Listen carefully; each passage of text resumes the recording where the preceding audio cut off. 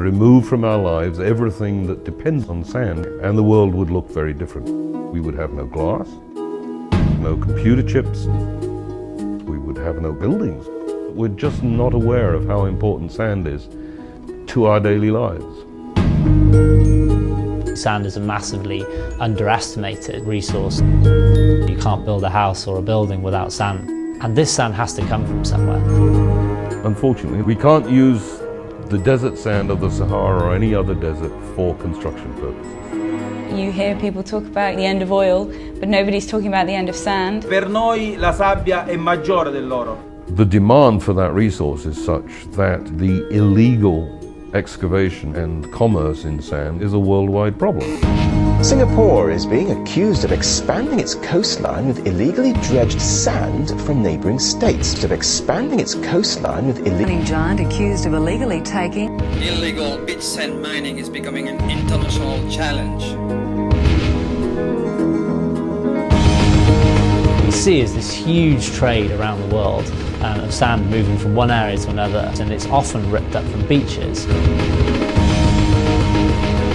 It's big.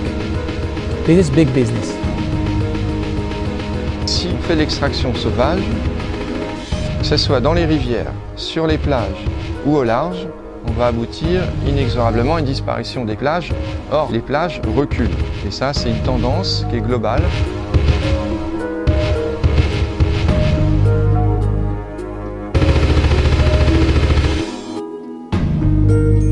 Quite significant environmental damage and degradation. Some of the islands off the coast of Indonesia have literally vanished.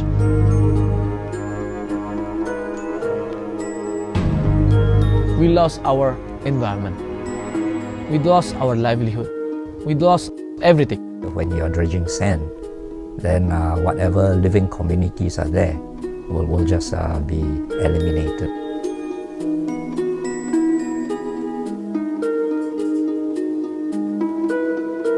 In our consciousness as a picture postcard of a beach, the idea that it might not be there anymore, I don't think is something that people would think about.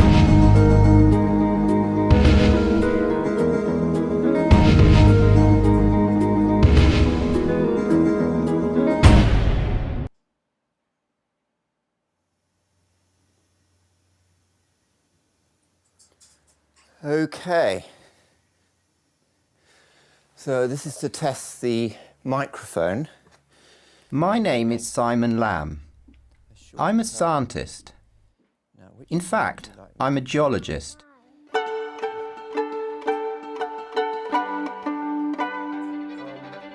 I'm also a keen amateur cameraman.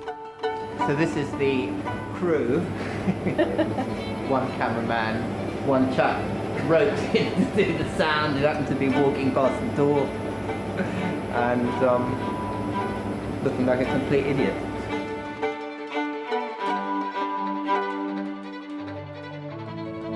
Lately, I've noticed something odd happening in the world of science. For the first time in my lifetime, scientists are under attack. It's junk science, and it is a part of a massive international scientific fraud. There is no scientific basis whatsoever. This is a fraud and a scam and a hoax. This ridiculous nonsense that man-made CO2 is causing global warming. These extremists, these alarmists, are always finding something wrong. These extremists and alarmists are, of course, scientists studying the climate. Could these accusations be true? Were dishonest climate scientists bringing all of us into disrepute? As a scientist, I had to find out. I have to get my glasses.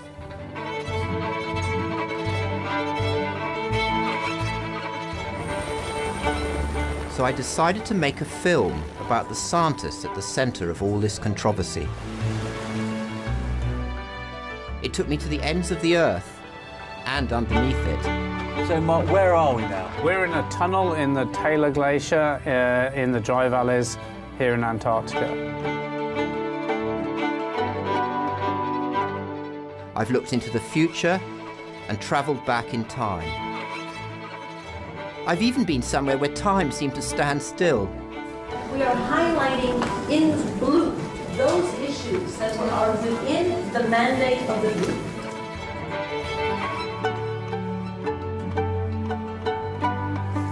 Who are these climate scientists? What do they do? What are they saying? And do they know what they're talking about? Are they searching for the truth, or are they peddling a lie?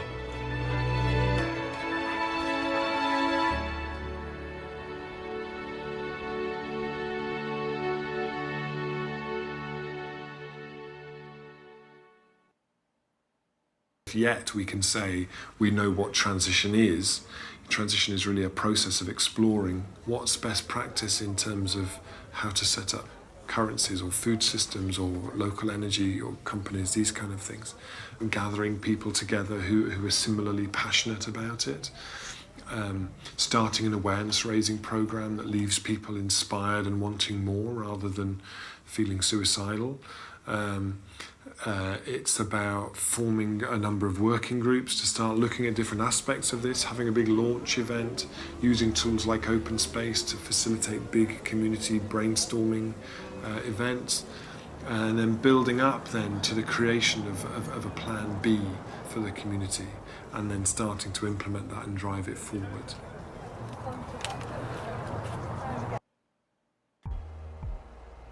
Because I believe from the teachings of my ancestors and my old people that everything is equal.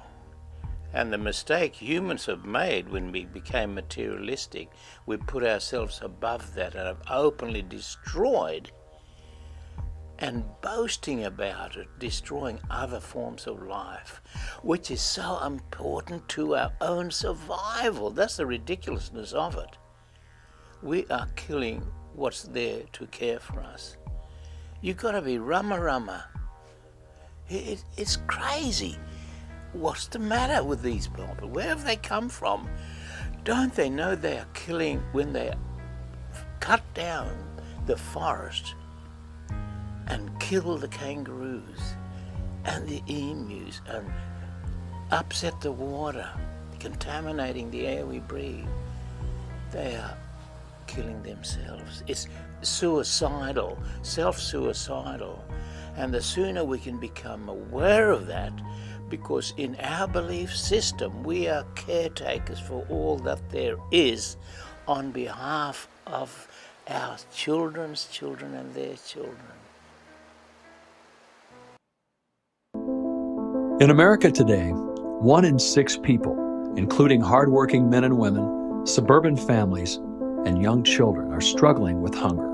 Tonight, over 50 million Americans won't have enough food to eat by day's end. The face of hunger in America is not the homeless guy. Turns out the face of hunger in America is a single mom. It's grandparents raising babies. It's the elderly. It's the infirm. So they are working 2 jobs, they're living on the edge, and they're trying to feed their families. So they have to choose between paying the mortgage or feeding their families. I do have children that will come into school some days, and for whatever reason, they didn't eat breakfast. A child simply cannot focus if they are hungry. These kids, they're not able to get a subsidized lunch. And they rush to school Monday morning to get breakfast. Poverty and hunger is something people are ashamed of. No one wants to admit that. Hunger in America is something that's so internal, so behind closed doors, that you really can't put a face on it. So the company was founded in 2009. Our first greenhouse, the one we're sitting in now, opened in early 2011. We're currently doing over 4,000 baskets per week through our basket subscription program. From this site alone, we can feed at least 2,000 people year-round with fresh veggies. So we have 2 climate zones in this greenhouse. We have the cool zone over here, which is where we do all of our greens like chard, lettuce, and kale. And then we're standing in the warm zone of the greenhouse where we do all of our fruiting crops like peppers, cucumber, tomato, and eggplant. We actually have over 30 varieties of vegetables, including 20 different tomato varieties and various eggplants, peppers, cucumbers, and greens. Everything from our greenhouses is harvested the same day as delivery. We also partner with local farms and producers for a lot of other things like bread and berries and things like that. And everything goes to our distribution center, our warehouse, where it's packed into boxes the same day and delivered to drop points around Montreal.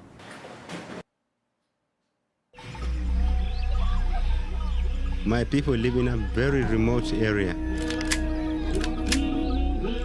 We are always at war with our neighbors because less and less land is available to us. The outside world is closing in, and Kalashnikovs cannot really help us. But I found a new weapon, and I want to give my people a voice. I found the camera more powerful than Kalashnikov. The camera can shoot something, and camera bullets go all over the world.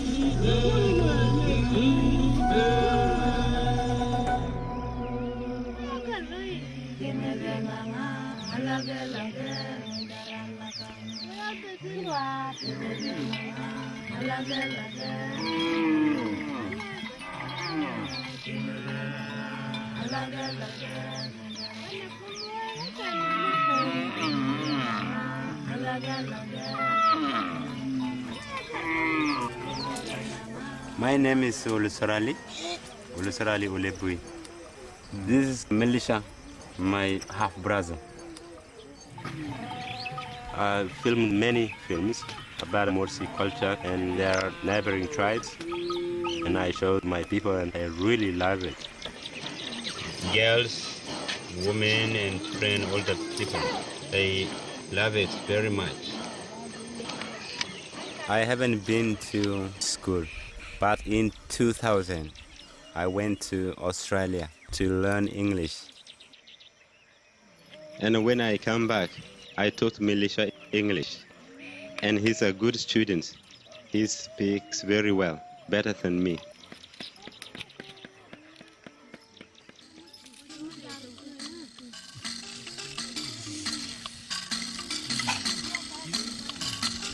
Ole, he's first MURSI using a camera, and we're proud. He's my brother, and I'm always helping him. Ole and me, we make a film to show something about our culture in the future. Maybe the culture will disappear.